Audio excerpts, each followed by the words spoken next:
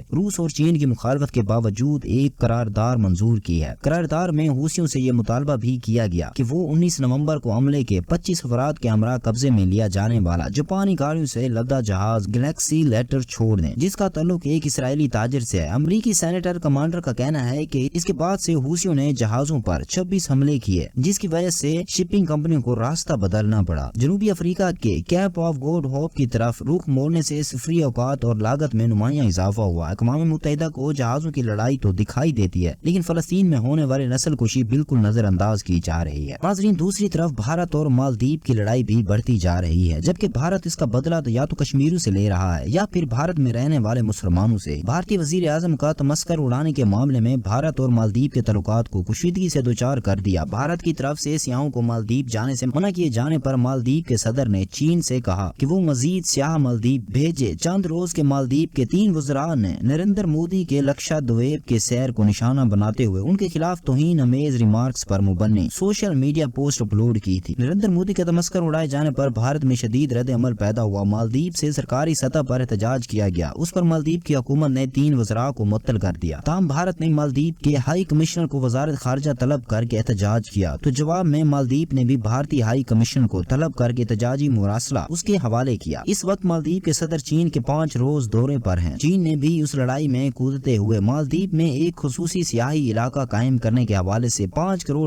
کے منصوبے پر دستخط بھی کر دیے۔ چینی صدر شی جنگ پنگ نے great ball of the people میں خطاب کرتے ہوئے میزوں کو پرانا دوست قرار دے دیا۔ Great hall of the people میں خطاب کرتے ہوئے میزوں کو پرانا دوست قرار دے دیا، جہاں چین نے جامع اسٹریٹجک تعاون پر مبنی شراکت داری پر اتفاق کرتے ہوئے مالدیپ میں مزید سرمایہ کاری کے عزم کو عملی طور پر اظہار کیا۔ اب تو چین اور مالدیپ نے انڈیا آؤٹ مہم بھی شروع کر دی ہے۔ اس مہم